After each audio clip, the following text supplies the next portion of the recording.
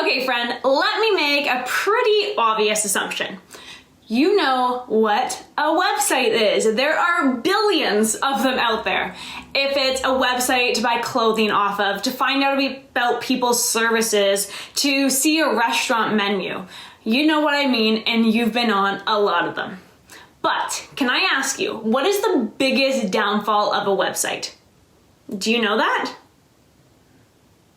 It is hella distracting. Seriously, most websites have a lot going on, which is great because they are used to being really informative. But the information that you have on your website doesn't necessarily get that back-end job done every single time, meaning a sale.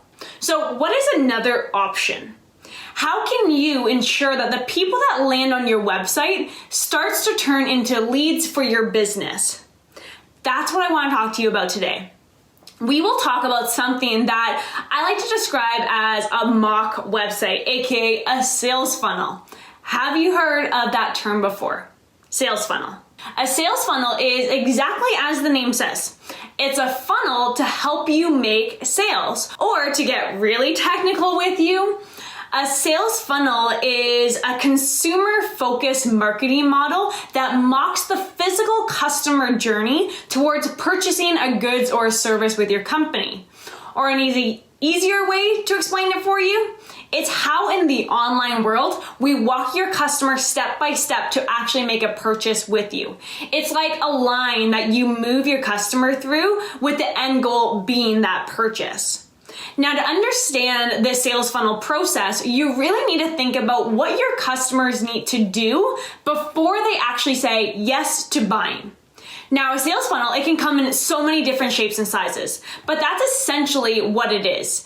And no, you cannot do this through your website specifically. There's actually a lot of differences between the two, a website and a sales funnel. So the main way that I do like to explain the difference to people is that a website is a virtual information hub about your business. It's more of a high-level approach to everything that you do and offer within your business. So for example, let's say that you're a mortgage agent and you have multiple people that you can help. So you list on your website that you do spousal buyouts, you do first-time home buyers, you do commercial mortgages. You list them all. You list everything that you can actually do. You list also how to contact you. You have a blog. You have a section that actually tells who you are as a person. It's essentially this high-level brochure about your business. There are so many details, so many moving parts, just so much stuff to see and to read. That's a website, and they still are very, very important. I'm not saying they aren't, but a sales funnel, on the other hand, is entirely different. It may resemble a website because you do click on a link and a new page opens up on your screen, but if you actually pay attention and you really look at a sales funnel, you'll notice there are zero distractions on a sales funnel, or at least that's what it should be like. A sales funnel essentially is this mock website that walks your prospects through step by step to getting to that end goal. Meaning, we are talking about one thing, one offer, one step at a time. A sales funnel is like this one-on-one conversation that you would have with someone in person. Let's say you are a realtor, for example. Okay, so you meet the prospect for the very first time. They are testing you to see if they want to work with you, if they like you. You may need to build a relationship with them before they actually say, yes, I want to work with you. I want you to find us our dream home. Maybe you meet them again for coffee and you just start to get to know each other. They get to know you as a person and why even you do what you do. The next time you see them, you share this story about how you helped this other couple who really reminded you of that new couple. And then they agree to finally work with you. They want to check out homes with you. So you start showing them all the different houses you know that they like and that are in their budget. And you finally find that perfect home and you put the offer right in front of them. The next step is to have them place their bet, obviously, and you go through the whole purchasing side of things, signing their papers and all that ordeal. But imagine if the entire setup, until you physically have to show them houses, automatically happen for you. So that relationship part, that's the power of a sales funnel. Want to know what's great about sales funnels? You don't have to even own a website to build a sales funnel. And to be honest with you, I don't think I had a website for the first 2 years that I actually was in business. All I used was sales funnels. There are so many different ways to build a sales funnel, and there are so many different routes we can kind of take this down. And honestly, I can get seriously advanced and nerd out on this one. But first, let's stick to the basics. Let's stick to the basic ways that you can actually use them right now. The first one, and this is probably the most effective, is for lead generation. So lead generation sales funnels is a way that you're generating leads. Leads in this sense are potential customers or clients.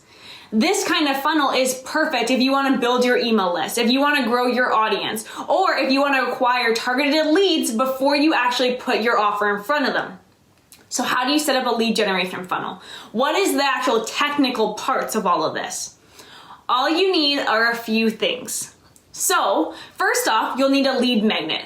A lead magnet is something that you offer in exchange for someone's contact information.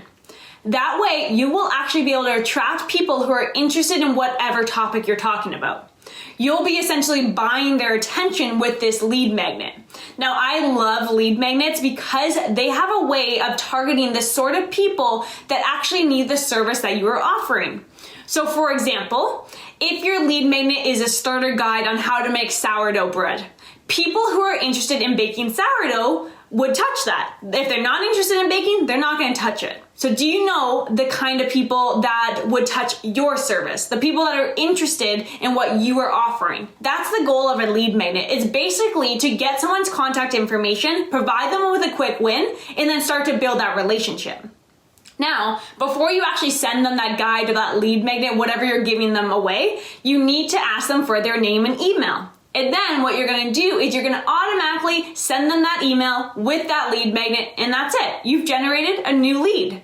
Now you've got their contact information of that very targeting potential customer, and you would be able to pitch your ideas to them directly. Now, there are several ways to set up your lead generation funnel. I just explained that all you need is a freebie that you are giving away. You need something called an opt-in landing page, which is the page where they enter their name and email in order to get access to that lead magnet. After they submit their name and email, you need a thank you page. A thank you page is essentially the page that shows to them after they submit their contact information. It typically would say something along the lines of, "Thank you, I just sent over your free guide," or whatever it was. The entire goal is to grab their attention, generate their contact information, and start that relationship building process. We could take this even further and do a webinar sales funnel instead of a lead magnet. These are actually getting more and more popular, especially because people realize the importance of them. As the name implies, the webinar funnel is a sales funnel that aims to get people to attend a webinar. Typically on your webinar is where you'll be selling them your offer or asking them to book an appointment with you. Side note, by the way, did you know that up to 72% of consumers would love to watch a video over reading an article? That's exactly why these are getting more and more popular. To build a webinar sales funnel, you need really 3 critical components. The first thing is actually going to be a registration page. On the registration page, it's going to work very, very similar to the opt-in landing page where we generate that lead initially, but it's a little bit longer. Getting someone to register for a webinar and commit their time, it's a bit more complicated than just downloading that free guide. So on the registration page, you are gonna want an irresistible headline in the webinar name. The headline should be speaking directly to your target audience's pain point. That's what your webinar needs to be about. It should be something that they have to pay attention to or something that really stands out to them. That's the only way you'll ever get them to look at your page and go, "Hey, I think I need to attend this webinar. I need to block off this time." The second thing you need is to have a really short video. People want to see what you will show them before they actually make that commitment to attend. They want to know what potentially they could be missing out on. So you should show them what they could be missing out on and actually encourage them to register their spot within this video. So if you're going to set up a webinar registration video, try to actually start with a relevant question. So this question that everyone has in the industry is something that you could be asking. So for example, how do you actually stay on track with your fitness goals when you work full-time and you have 3 kids running around the house? The video aims to get the target market to start thinking about that question, and it will show them that they actually need to attend the webinar to find out that answer. The third element is promising bullets. So you need to have short bullet points that tell people how what you will teach them will actually benefit them. You'll notice I didn't say what you're going to teach them. You don't want to give away the goal just yet. You don't want to tell them exactly what they're going to learn. You only need to tell them how what you will teach them will actually benefit them in the long run. So for example, will it make them a better leader? Will it help them solve that problem of sticking to their fitness goals? What will it help? When will it help them? That's the very first step. You need to get them to register for the webinar, and those 3 things are going to help you do that. Now, after they register, you have 2 options. You can either send them directly to the webinar on a page directly, or if you're doing your webinar live, you would send them to a thank you page, just like the last one. Now, after they watch the webinar, you can actually have a button that pops up under the video that links to your booking calendar or walks them through that next step in their customer journey. We can honestly make funnels very technical in advance based on who you are talking to, what offers you want to put them in front of, and their customer journey. Now, usually at this point, when I'm getting into this with my clients or students, I get out the whiteboard and I can honestly draw a million different strategies. One day, I hope I can draw one for you too personally.